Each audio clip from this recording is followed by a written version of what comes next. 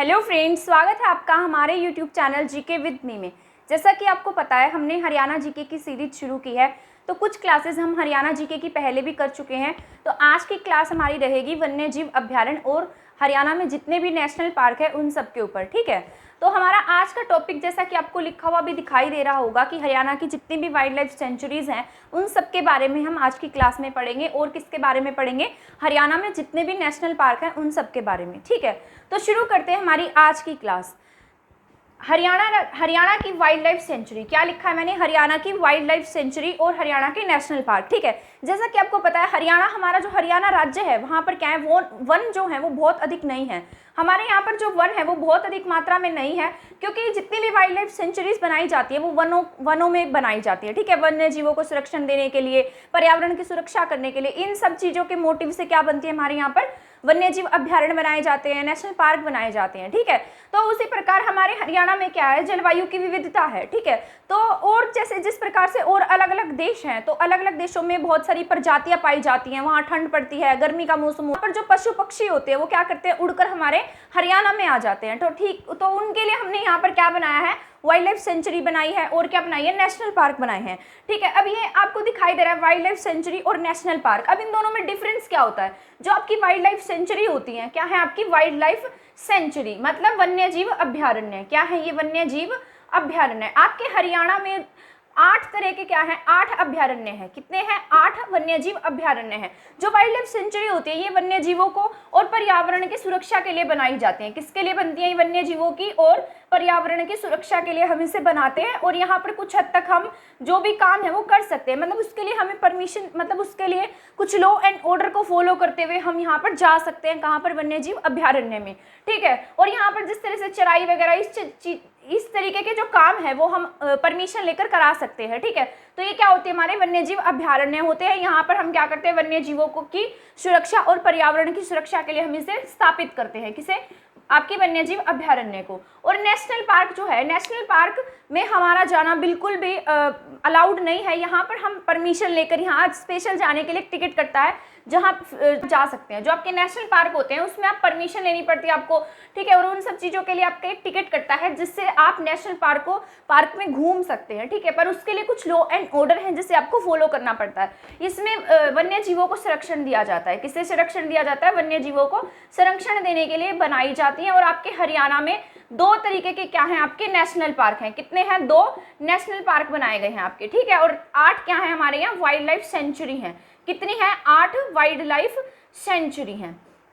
ठीक है, तो अब ये वन्य जीव अभ्यारण्य है, इन्हें 2 तरीकों से क्या दिया जाता है? संरक्षण दिया जाता है। वन्य जीवों को क्या दिया जाता है? 2 तरीके से संरक्षण दिया जाता है। उसमें से एक होता है आपका एक्स सीटू और एक होता है आपका इन सीटू। ठीक है, तो ये 2 तरीके से आपको वन्य जीव और जो पर्यावरण, जितना भी पर्यावरण से संबंधित है, यानी कि पेड़ पौधे, उन्हें संरक्षण 2 तरीके से दिया जाता है। एक्स सीटू का मतलब होता है वन्य जीवों के बाहर संरक्षण देना। क्या होता है? वन्य जीवों को बाहरी रूप से क्या देना? संरक्षण देना। ठीक है, इसमें वन्य जीवों को बाहरी रूप से संरक्षण दिया जाता है। और इन सीटू जो होता है, इसमें जितने भी वन्य जीव बने हुए हैं, मतलब उनमें क्या किया जाता है, मतलब वन्य जीवों को भीतरी रूप से संरक्षण देना।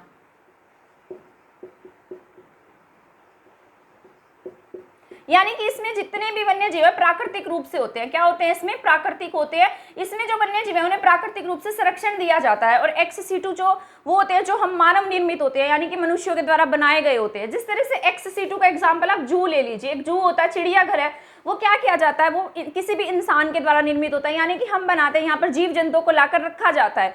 ठीक है, परंतु जो इन सीटू है, यहाँ पर जीव जंतु पहले से होते हैं और इसमें सरकार के द्वारा क्या कर दिया जाता है, उनका संरक्षण कर दिया जाता है। जिस तरह से जो नेशनल पार्क है उसे हम इन सीटू में काउंट कर सकते हैं, क्योंकि जो ये होते हैं यहाँ पर जीव जंतु पहले से विद्यमान होते हैं और सरकार क्या करती है, उनकी बाउंड्रीज बना देती है, तो इन सीटू में आ जाते हैं। ठीक है, और जो आपके एक्स सीटू में आते हैं, जू हो गई, बॉटनिकल गार्डन हो गए, जैसे हैचरी हो गई, मत्स्य पालन हो गया, तो वो सब आपके एक्स सीटू के एग्जाम्पल है। इन सीटू में नेशनल पार्क और इन सबसे संबंधित जिस तरीके से वन्य जीव अभ्यारण्य, ये सब आता है। ठीक है, आई होप आपको ये समझ में आ गया होगा। इसके बाद हम पढ़ेंगे कि हमारे पास कितने नेशनल पार्क हैं। ठीक है, नेशनल पार्क हमारे पास 2 हैं। उन जो दोनों नेशनल पार्क हैं वो हमारे हरियाणा के सबसे महत्वपूर्ण नेशनल पार्क। 1250 प्रजाति जो है वो पाई जाती है जीव जंतु। कितनी प्रजाति है? 1250 प्रजाति हैं।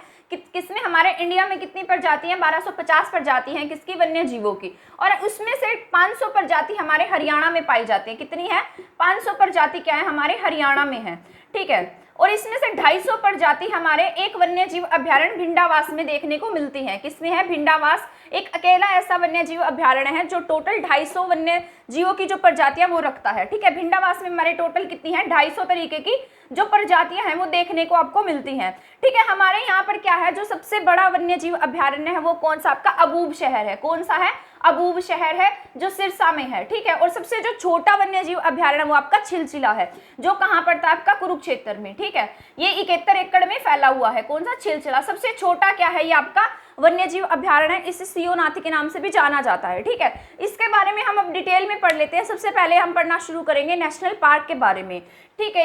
वन्य जीव अभ्यारण्य के बाद हम बाद में पढ़ेंगे और नेशनल पार्क के बारे में हम पहले पढ़ेंगे, ठीक है। तो सबसे पहले हमारे पास है कलेसर नेशनल पार्क। क्या है? Kalesar national park. हमारे कलेसर राष्ट्रीय उद्यान भी इसे कह सकते हैं।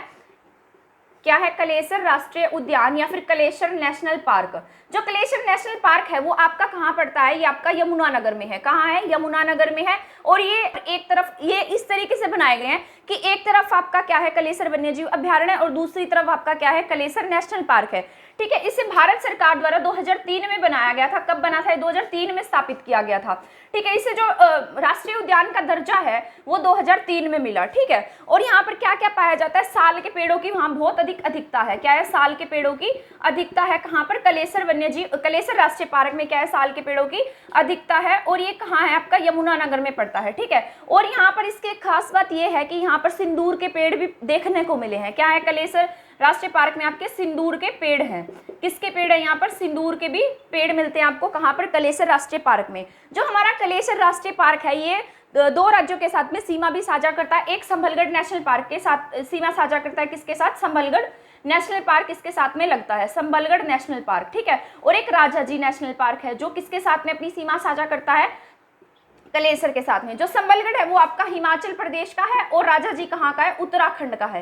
कहाँ का? ये उत्तराखंड का और ये हिमाचल का। और कई बार आपसे एग्जाम में ऐसा पूछ लिया जाए कि जो कलेसर है वो कौन से 2 नेशनल पार्क के साथ में सीमा बनाता है, तो एक आपका संभलगढ़ नेशनल पार्क के साथ सीमा बनाता है और एक किसके साथ सीमा बनाता है? आपका राजाजी नेशनल पार्क के साथ में सीमा बनाता है, ठीक है। ये आपको याद रख लेना है क्योंकि कई बार एग्जाम में ऐसा भी देखने को मिल सकता है। यहाँ पर क्या है? राजाजी नेशनल पार्क में कई बार ऐसा देखने को मिला है कि जो राजाजी नेशनल पार्क है इसके बिल्कुल पास में लगता है और यहाँ से हाथी वगैरह चलकर हमारे कलेसर में आ जाते हैं। तो हमें कई बार कलेसर नेशनल पार्क में हाथी वगैरह देखने को भी मिल जाते हैं। और ये हमारा कहाँ है? यमुनानगर में है। इसकी स्थापना कब की गई थी? हमने 2003 में की थी। कलेसर की जो स्थापना है वो 2003 में हुई थी। इसके साथ में 2 नेशनल पार्क की सीमा लगती है और यहाँ पर साल के पेड़ों की अधिकता और सिंदूर के जो पेड़ है वो भी हमें कलेसर राष्ट्रीय उद्यान में देखने को मिलते हैं, ठीक है। इसके बाद हम पढ़ते हैं हमारा मोस्ट इंपोर्टेंट सुल्तानपुर राष्ट्रीय उद्यान। ये आपका बहुत इंपॉर्टेंट राष्ट्रीय उद्यान है।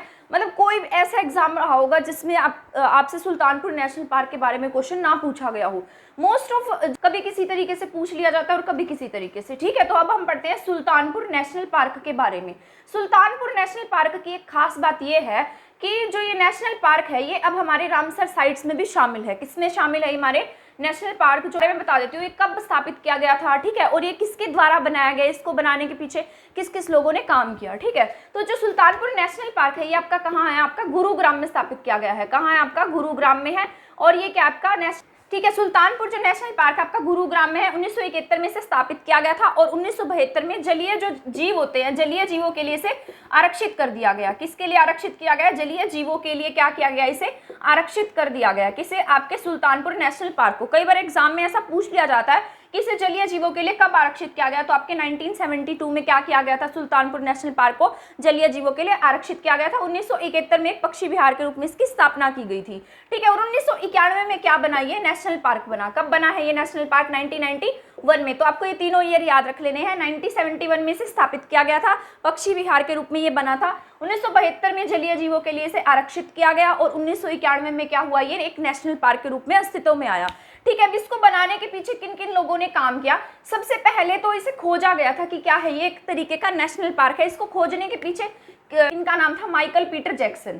एक बार माइकल पीटर जैक्सन यहाँ से जा रहे थे तो इन्होंने देखा कि यहाँ पर क्या है, मतलब पेड़ पौधे भी हैं और जीव जंतु भी यहाँ घूम रहे हैं, पानी भी है। तो इसकी जो खोज का श्रेय है वो किसे जाता है, माइकल पीटर जैक्सन को जाता है। तो आपसे ऐसा पूछा जाए कि जो सुल्तानपुर नेशनल पार्क है इसकी खोज का श्रेय किसे जाता है, माइकल पीटर जैक्सन को दिया जाता है। सुल्तानपुर नेशनल पार्क को खोजने का जो श्रेय है वो किसे दिया जाता है, माइकल पीटर जैक्सन को दिया जाता है। और इसे जो नेशनल पार्क है इसे बनाने के पीछे किसने काम किया था, एक बर्डमैन ऑफ इंडिया है हमारे, क्या है, बर्डमैन ऑफ इंडिया, उनका नाम है सलीम अली। क्या है, डॉक्टर सलीम अली।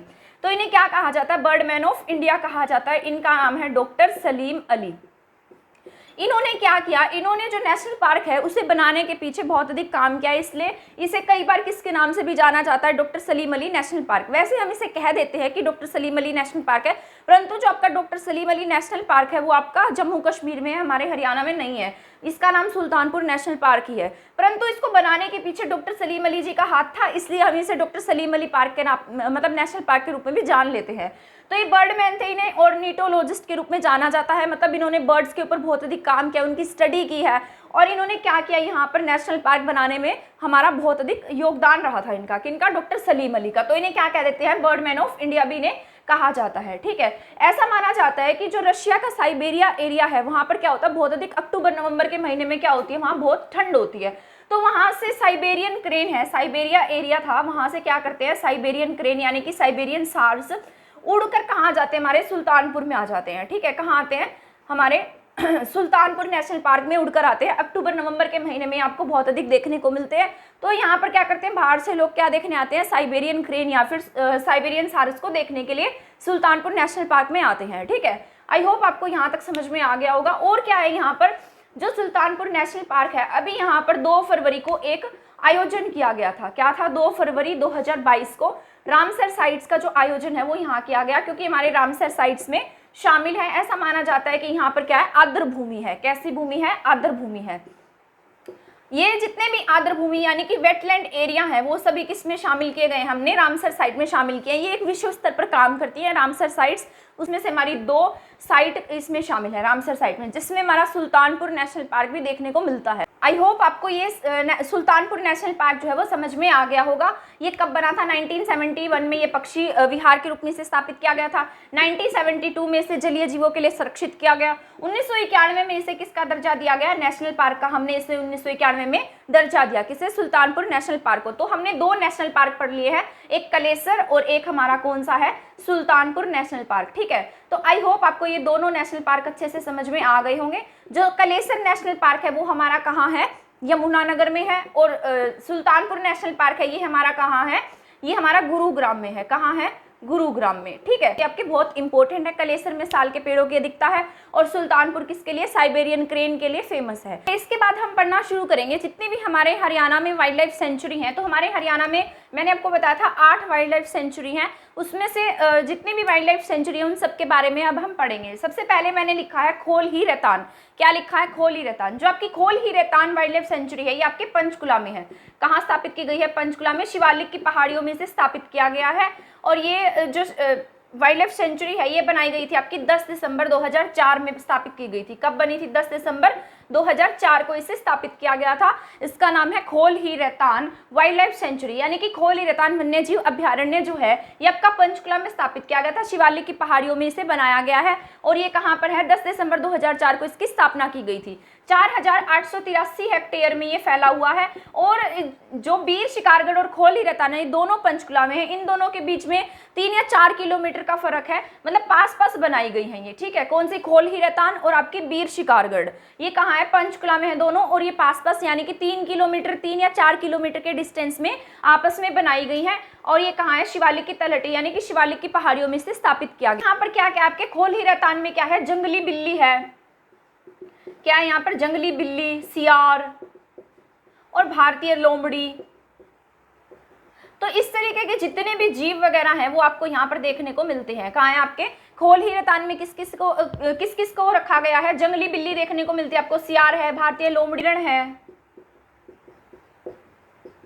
तो इस तरह के जितने भी मतलब जीव जंतु हैं वो कहाँ देखने को मिलेंगे आपको, खोल ही रैतान में। तो सबसे पहले क्या है, खोल ही रैतान आपका पंचकुला में शिवालिक रेंज में ये बनाया गया है, और ये 4883 हेक्टेयर में फैला हुआ है। इन दोनों के बीच में 3 किलोमीटर का डिस्टेंस है, और जो खोल ही रैतान है आपका शिवालिक की पहाड़ियों में 10 दिसंबर 2004 को स्थापित किया गया था।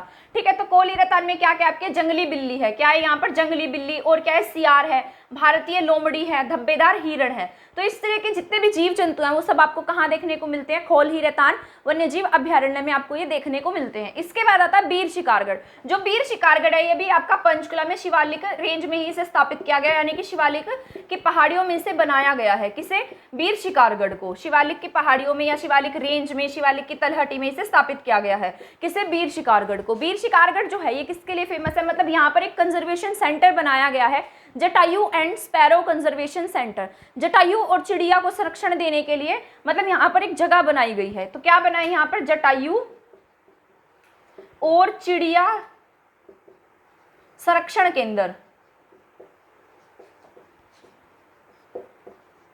ठीक है, ये आपका एक बार एग्जाम में पूछा गया था कि आपके हरियाणा के कहां पर जटायु के लिए संरक्षण केंद्र बनाया गया है। तो जटायु के लिए जो संरक्षण केंद्र है वो आपके बीर शिकारगढ़ में पंचकुला में बनाया गया है। ये पंचकुला के पिंजौर में स्थापित किया गया है। कहाँ है, पंचकुला के पिंजौर में इसे स्थापित किया गया है। तो जटायु और जो स्पैरो कंजर्वेशन सेंटर है वो आपका कहाँ देखने को मिलेगा, आपको बीर शिकारगढ़ के पंचकुला में। ये जो बीर शिकारगढ़ अभ्यारण्य है यहाँ पर आपको जो जटायु और क्या है, चिड़िया का संरक्षण केंद्र है वो देखने को मिलेगा। जो बीर शिकारगढ़ है वो बीर शिकारगढ़ है 1975 में इसे स्थापित किया गया। कब स्थापित हुआ था, ये 1975 में इसको स्थापित किया गया था। ये किसके लिए फेमस है, सांबर चील जो है आपका, सांबर चील है उसके लिए फेमस है।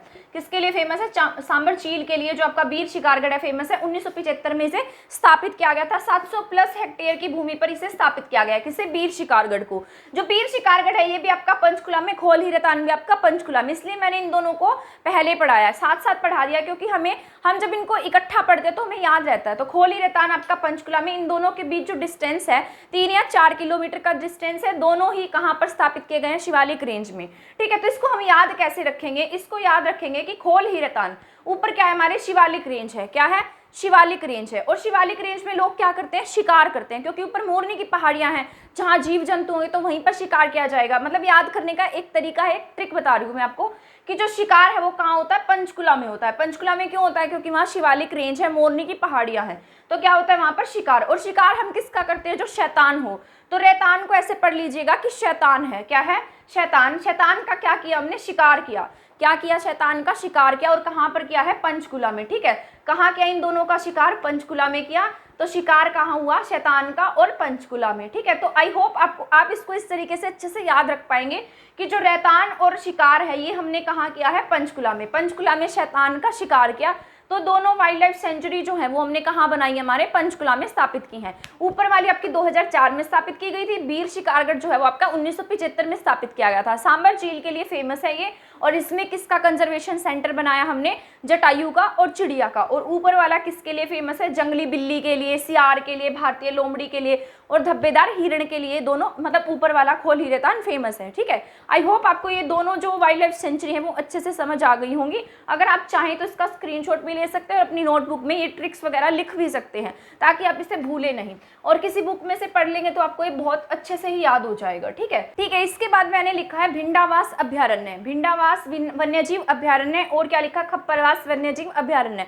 ये दोनों जो अभ्यारण्य है यानी कि वाइल्ड लाइफ सेंचुरी है, ये आपके झज्जर में बनाई गई है। कहाँ पर है ये, आपके झज्जर में। और वो दोनों जो मैंने इससे पहले आपको पढ़ाई है वो कहाँ है, आपके पंचकुला में। और ये दोनों कहाँ है, आपके झज्जर में है। ठीक है, तो जो भिंडावास अभ्यारण्य है यानी कि भिंडावास वन्यजीव अभ्यारण्य है, इसकी स्थापना 1986 में ही हो गई थी। मतलब इसको एक बार स्थापित कर दिया गया था 1986 में। भिंडावास अभ्यारण्य की स्थापना तो 1986 में ही हो गई थी, लेकिन इसको जो अभ्यारण्य का दर्जा मिला वो कब मिला, 2009 में। भिंडावास अभ्यारण्य जो है आपका आर्द्र भूमि में शामिल है। इसमें ये किस में शामिल है, आर्द्र भूमि यानी कि वेटलैंड एरिया। यहाँ पर ऐसा माना जाता है कि यहाँ क्या है, आपका वेटलैंड एरिया है। कहाँ पर, भिंडावास में। तो वेटलैंड एरिया कहाँ है, आपका भिंडावास में है, आर्द्र भूमि के रूप में से माना गया। और ये किस में शामिल है, इसकी मेन बात यह है कि रामसर साइट में ये शामिल है। किस में शामिल है, रामसर साइट्स में। ठीक है, हमारा एक नेशनल पार्क और हमारी एक क्या है, अभ्यारण्य है जो किस में शामिल है, रामसर साइट्स में शामिल है, जिसमें से भिंडावास एक है। तो भिंडावास क्या किसके रूप में जाना जाता है, वेटलैंड एरिया के रूप में जाना जाता है। यहाँ पर वेटलैंड एरिया क्यों है, क्योंकि यहाँ पर क्या बनाई गई है, एक बहुत सुंदर झील है। क्या है, भिंडावास में झील है, जिसका नाम भी क्या है, आपका भिंडावास झील है। इसी के नाम पर इसका नाम रखा गया है। क्या है ये, भिंडावास झील और भिंडावास अभ्यारण्य में इसे स्थापित किया गया है। ऐसा माना जाता है कि हमारे हरियाणा में जितने भी ये जीव जंतु है, वन्य जीव हैं, इनकी टोटल 500 प्रजातियां पाई जाती हैं। उसमें से जो 250 प्रजातियां वो आपके भिंडावास अभ्यारण्य में देखने को मिलती हैं। कितनी है ये? 250 प्रजातियां हैं। और ये कितने एकड़ में फैला हुआ है? जो भिंडावास अभ्यारण्य है ये आपका 1074 एकड़ में फैला हुआ है। कौन सा? भिंडावास अभ्यारण्य, ठीक है। और यहाँ पर क्या क्या देखने को मिलता है आपको? किसके लिए फेमस है? किंगफिशर के लिए, ठीक है। और एक लाल बुलबुल के लिए फेमस है। यहाँ पर क्या मिलती है? किंगफिशर और लाल बुलबुल, ठीक है। तो ये दो तरीके के जो जीव हैं वो हमें यहाँ देखने को मिलते हैं। अभी 2 फरवरी को जब हमने क्या मनाया था, वेटलैंड डे हमारा सुल्तानपुर में मनाया गया था, तो हरियाणा के सीएम के द्वारा ऐसा कहा गया था कि यहाँ पर कितनी प्रजातियां देखने को मिलती है? 80 जो जीव जंतुओं की प्रजातियां, वन्य जीवों की 80 प्रजातियां यहाँ पर भिंडावास अभ्यारण्य में देखने को मिलती है। मतलब 80 प्रजातियां हैं जो बाहर से यानी कि विदेशों से हमारे भिंडावास वन्यजीव अभ्यारण्य में आती हैं। और यहाँ पर टोटल 40,000 जो जीव जंतु अलग अलग तरीके के जो वन्य जीव हैं वो हमें यहाँ पर देखने को मिलते हैं। कहाँ पर? भिंडावास में। और भिंडावास कहाँ बनाया गया? आपके झज्जर में। और ये अपनी सुंदर झील के लिए फेमस है। आपसे कई बार एग्जाम में ऐसा पूछा गया कि कौन सा ऐसा वन्यजीव अभ्यारण्य है जो अपनी सुंदर झील के लिए फेमस है, तो आपका भिंडावास अभ्यारण्य है जो किसके लिए फेमस है? आपकी अपनी सुंदर झील के लिए फेमस है, ठीक है। इसके बाद देख रहे हैं आप खप्परवास वन्यजीव अभ्यारण्य। क्या नाम है इसका? खप्परवास वन्यजीव अभ्यारण्य। ये कहाँ है? आपका झज्जर में है। कहाँ स्थापित किया गया इसे? झज्जर। खप्परवास वन्यजीव अभ्यारण्य है, ये कब स्थापित किया गया था? आपका 1991 में इसे स्थापित किया गया, अधिसूचित कर लिया गया था इसे 1991 में। ये इसे किसमें ऐड किया गया? संवेदनशील क्षेत्र में इसे शामिल किया गया है। किसमें आता है? आपका संवेदनशील क्षेत्र में है। आपके 2-3 वन्यजीव अभ्यारण्य ऐसे हैं जिसे किसमें शामिल किया गया, यानी कि पर्यावरण की दृष्टि से क्या माना गया है? संवेदनशील एरिया माना गया है। यहाँ पर आप ऐसे ही नहीं जा सकते। जो संवेदनशील एरिया होता है मतलब यहाँ पर जीव जंतु इस तरीके से घूमते रहते हैं, तो इसे किसमें ऐड कर दिया गया? हमने संवेदनशील क्षेत्र में से ऐड किया गया। और ये कब स्थापित किया गया था? 1991 में। ये कहाँ है? आपका झज्जर में है, ठीक है। और ये कितने एकड़ अभ्यारण्य है? आपका 204 एकड़ में फैला है। कितने एकड़ में है? 204 एकड़ में इसे स्थापित किया गया है। और कहाँ स्थापित किया है इसे? हमने झज्जर में इसे स्थापित किया। ये दोनों भी आपको पास पास ही देखने को मिलेंगे, कुछ किलोमीटर का इनके बीच में डिफरेंस है। तो आपका भिंडावास भी झज्जर में और खप्परवास भी झज्जर में। अब इनको आप याद कैसे रखेंगे कि आपके कहाँ पर है, ठीक है। तो जो भिंडावास है और खप्परवास, देखो दोनों सेम है, खप्परवास और भिंडावास। तो जो सेम साउंड के वो आपके कहाँ है? आपके झज्जर में स्थापित किए गए हैं। एक खप्परवास है, एक क्या है? भिंडावास है। तो भिंडावास और खप्परवास कहाँ है? आपके झज्जर में स्थापित किए गए हैं। और इसे कैसे याद रखोगे? कौन सा अपनी सुंदर झील के लिए फेमस है? मतलब इसका नाम आपको मतलब देखने में इतना सुंदर नहीं लग रहा, भिंडावास, मतलब बोलने में भी इसको अच्छा सा फील नहीं हो रहा, तो क्या नाम है इसका? भिंडावास। पर इसका अपोजिट है, ये अपनी सुंदर झील के लिए फेमस है। नाम अच्छा नहीं है पर झील सुंदर है। तो कौन सा है? वो आपका भिंडावास है। और वो कहाँ स्थापित किया गया है? झज्जर में। और खप्परवास भी हमने कहाँ स्थापित किया है? झज्जर में इसे स्थापित किया है, ठीक है। तो ये 1986 में बन गया था वैसे तो, परंतु 2009 में इसे किसका दर्जा दिया गया? वन्यजीव अभ्यारण्य का। और खप्परवास कब स्थापित किया गया? आपका 1991 में। 204 एकड़ में फैला है ये। और ये रामसर साइट्स में आपका शामिल है, 1074 एकड़ में ये फैला हुआ है। इसे क्या कहा गया है? वेटलैंड एरिया भी कहा गया है। मतलब वेटलैंड एरिया में तो शामिल है ही, ये रामसर साइट्स में इसको ऐड किया गया। आई होप आपको ये समझ में आ गया होगा। इसके बाद हमारे पास है नाहर वन्यजीव अभ्यारण्य। क्या है? नाहर वन्यजीव अभ्यारण्य। ये आपका रेवाड़ी में स्थापित किया गया है। कहाँ है? आपका रेवाड़ी में। इसकी जो स्थापना थी वो 30 जनवरी 1987 को की गई थी। कब बनाया गया था आपका? ये 30 जनवरी 1987 को इसे स्थापित कर दिया गया था, ठीक है। और 2009 में इसे संवेदनशील क्षेत्र की श्रेणी में रखा गया। किसमें रखा गया? इसे 2009 में संवेदनशील एरिया बना दिया गया है। और एक संवेदनशील आपका खप्परवास भी था, और ये दूसरा संवेदनशील क्षेत्र है। कौन सा वन्यजीव अभ्यारण्य है? एक आपका खप्परवास था और दूसरा संवेदनशील जो अभ्यारण्य है वो आपका वन्यजीव अभ्यारण्य है, ठीक है। इसकी एक खास बात यह है कि अपने काले हिरण के लिए फेमस है। किसके लिए फेमस है ये? काले हिरण के लिए। इसके बारे में एक मान्यता है, मतलब ऐसा माना जाता है कि यहाँ पर 200 साल पहले 300 से अधिक क्या थे?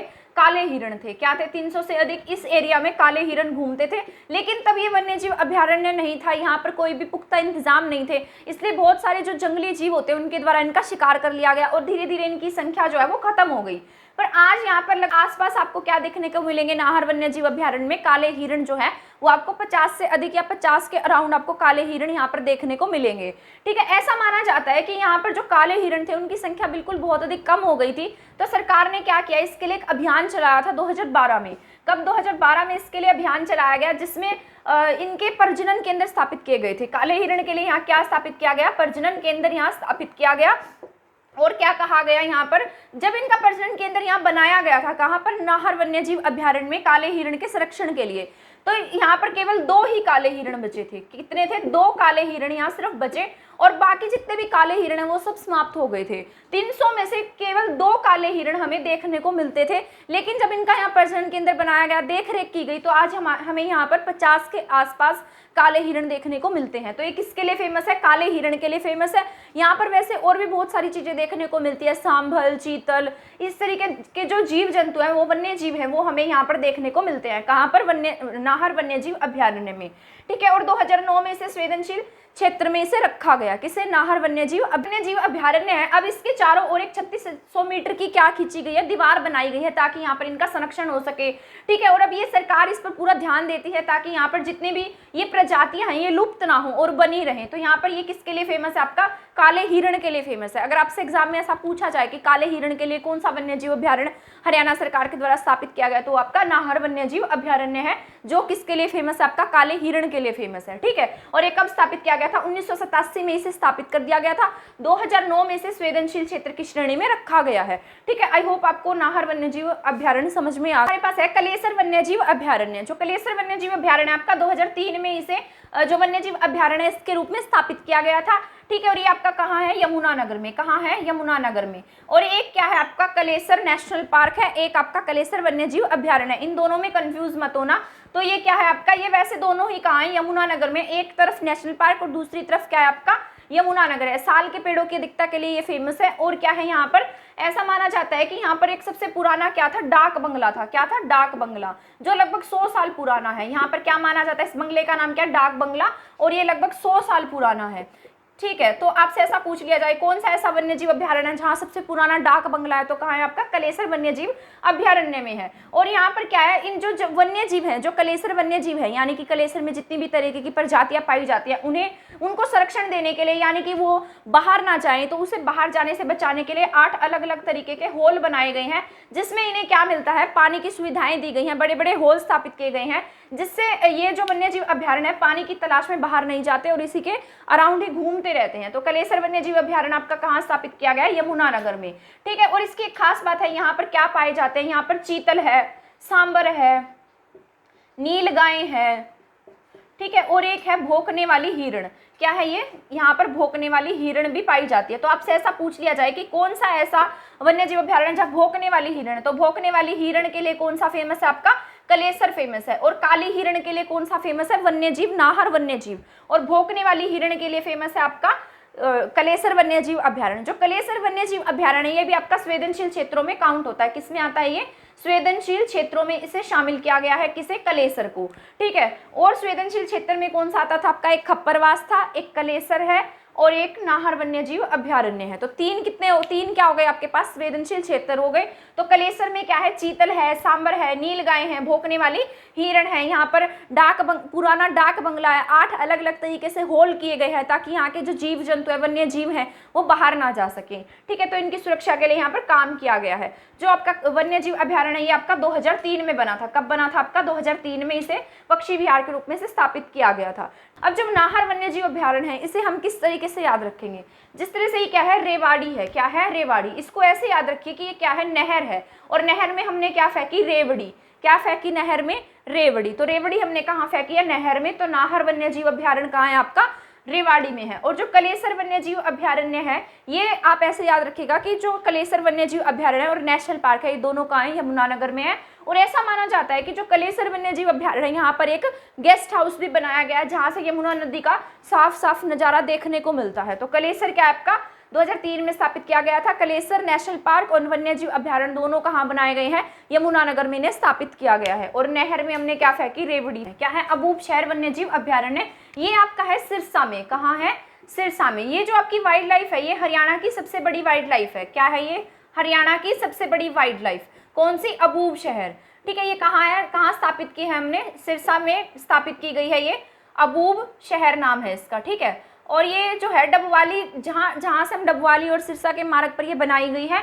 और ये 11, इसका जो एरिया है वो 11,530.56 हेक्टेयर में ये स्थापित की गई है। 1989 में इसको हरियाणा सरकार के द्वारा स्थापित किया गया था। जब ये बनाई गई थी तब इस पर बहुत अधिक ध्यान नहीं दिया गया, यानी कि सरकार के द्वारा इस पर अधिक काम नहीं किया गया था। ऐसा माना जाता है कि इसका जो संरक्षण है वो बिश्नोई समाज के लोगों के द्वारा किया जा रहा है, क्योंकि आपके एक पहले बिश्नोई समाज के संस्थापक हुए थे, जिन्होंने जो पर्यावरणविद थे, वन्य जीवों के लिए, जिन्होंने वन के लिए, पर्यावरण के लिए काम किया था। ठीक है, तो यहाँ पर बिश्नोई समाज है जो क्या करता है, इसकी देखरेख करता है। ठीक है, अब तो ये सरकार के अंडर है। 1989 में से वन्य जीव का दर्जा दे दिया गया था और ये हरियाणा की सबसे बड़ी क्या है, आपकी वाइल्ड लाइफ सेंचुरी है। ठीक है, और ये कहाँ स्थापित की है हमने, सिरसा में से स्थापित किया गया है। इसका जो एरिया है वो कितना है, 11,530.56 हेक्टेयर में ये फैली हुई है। जो आपका अबूब शहर वन्य जीव अभ्यारण्य है, ये वन्य जीव अभ्यारण्य ये काला हिरण और चीतल के लिए फेमस है। क्या है, यहाँ पर क्या मिलता है, काला हिरण और चीतल। ठीक है, क्या है, काला हिरण और यहाँ पर चीतल देखने को मिलेगा। कहाँ पर, अबूब शहर वन्य जीव अभ्यारण्य में। जो क्योंकि सिरसा जो है, सिरसा का एरिया भी सबसे बड़ा है और सबसे बड़ी जो वाइल्ड लाइफ सेंचुरी है वो कहाँ पर है, हमारे सिरसा में ही है और इसका नाम क्या है, अबूब शहर। ठीक है, आई होप आपको ये समझ में आ गया हो। इसके बाद में है छिलछिला वन्यजीव अभ्यारण्य। इसकी एक खास बात है कि ये जो छिलछिला वन्यजीव अभ्यारण्य है ये आपका हरियाणा का सबसे छोटा वन्यजीव अभ्यारण्य है। 71 एकड़ या फिर 29 हेक्टेयर में ये फैला हुआ है। ठीक है, कितने एकड़ में है, 71 एकड़ और 29 हेक्टेयर में ये फैला हुआ है।